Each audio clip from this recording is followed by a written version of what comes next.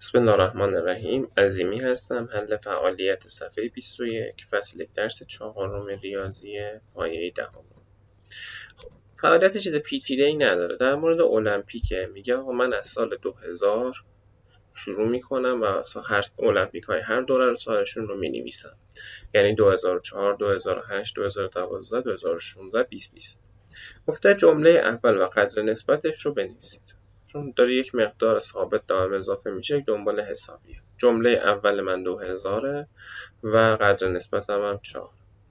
گفته آقا تو قسمت بعدی گفته نهمین دوره المپیک تو چه سالی برگزار میشه. خب میشه 2032. میتونیم 9 تا جمله رو بنویسیم، نهمین دوره رو که مقدار 2032 میرسیم.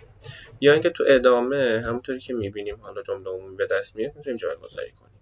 گفته T1 من 2000، T2 من هست 2000 به علاوه 1 ضرب در 4، T3 هست 2 ضرب در 4 به علاوه 2000، T4 هست 3 ضرب در 4.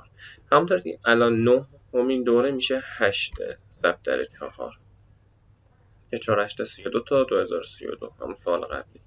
پس n اگه من بذارم میشه n منهای 1 ضرب در 4.